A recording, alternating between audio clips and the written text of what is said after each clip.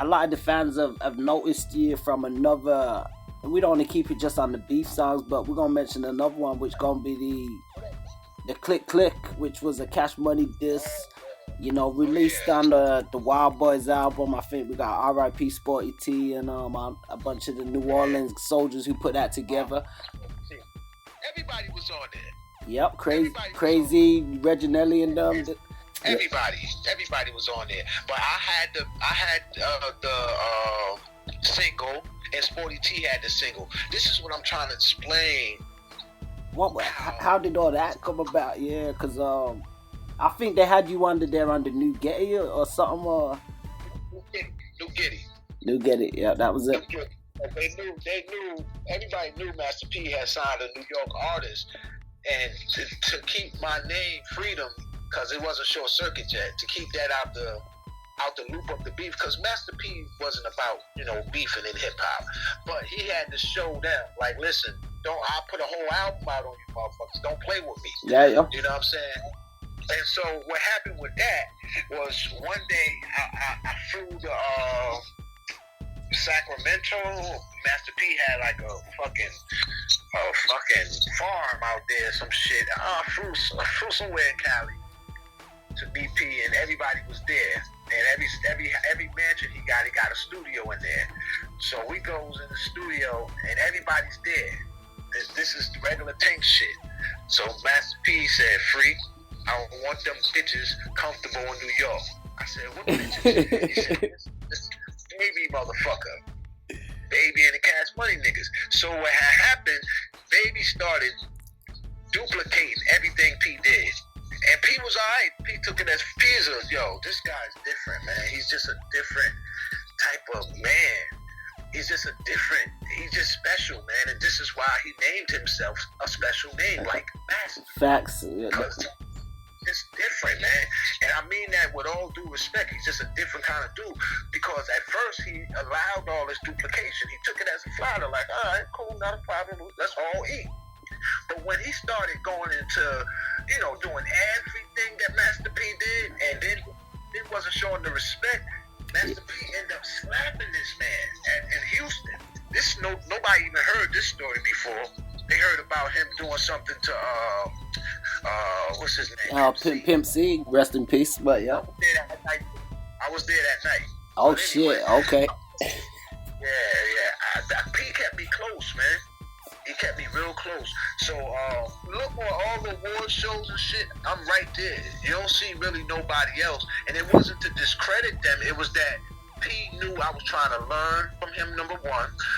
Number two, I respected him because I was one of the people in the tank. He saved my life for real. Like, he talked a gun out of my hand. Can you understand what I'm saying?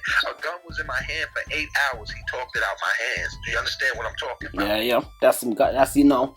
That's special, as you said. Y'all were destined to meet. There ain't no other way but that. So we had our connection, and so he told me everything, and like I said, he ended up getting upset with Birdman because he was not paying the proper homage that you should pay to a man, just out of being a real man. And so Master P called him in the airport, and he sucked a bitch, and slapped him. You know what I mean? He could have did anything else to him. But this is what people don't understand about people. People need to be cautious on how they treat each other. Master P is gentleman, man. A gentleman. This man had me jumping out of helicopters for doing toys for tots for kids. You understand what I'm saying? This man see people and he do things that you don't hear about. That's what Master P was doing. He was doing shit, but I would happen to be right there like the spook that sat by the door, watching this man do all these things with the riches that he got. And it was love things. It was paying for this person's apartment, paying for this one's school, paying for this one's doctor bills. He was doing shit like that right next to him. So when you offend a person like that, you're not playing with a full deck of cards now. Now you about to see the other side of him, the street side of him. So when he saw Bird in the airport, he ran up on him. He said a few words. Bird responded. When he responded, he got slapped because P knows another lion, and to him that wasn't a lion. I'm not saying that Birdman is not a lion. I'm saying Master P didn't recognize him as a lion, so he slapped him. He didn't punch him. He didn't kick him. He didn't do none of that. He slapped him.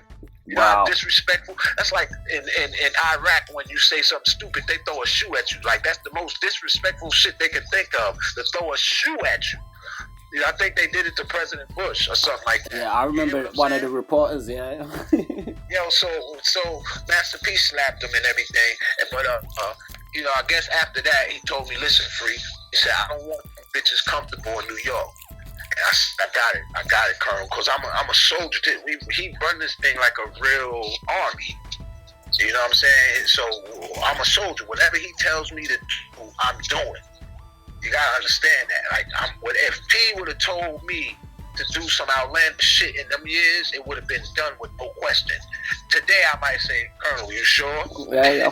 You know what I'm saying? I might take that. But he say, yeah, I'm sure I'll do whatever. Still to this day, I think it's 20 years later, 20-something years later. But yeah, this is how royalty work with men. But he told me that, he said, I don't want them comfortable in New York. You know what I'm saying? So I left. And somehow I end up driving back. So I think we rented a car.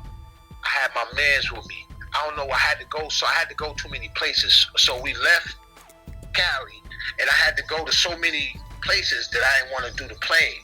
So I rented a car for like 2 weeks or 3 weeks or whatever, and me and my man, C. Rule, we drove out. And we drove out. About the time I got to New York, I had 2 notebooks full of rhymes, full of songs against Cash Money. And the song I picked was called Click Click. You know what I'm saying? Okay. That was the song. And who was the other? You had a different artist on there with you as well, right? Who was that artist? That was my female cousin. Okay. Her name was XO, Samantha Jackson. And so I put her on because,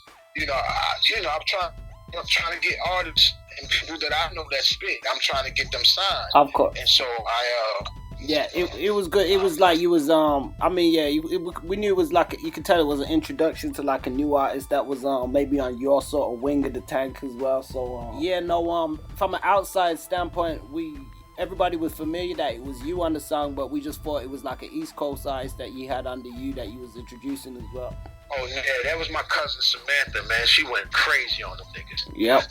Little Wayne wrong game. Hop turnstiles, my click still wild. Yep. East to face New York style, New Year to the streets. Oh my God. To face like a brick queen. Fuck BG. Yep. I'm Merc Juvenile. Little Wayne, still a child. Stay in your place. Before I empty in your face. My God.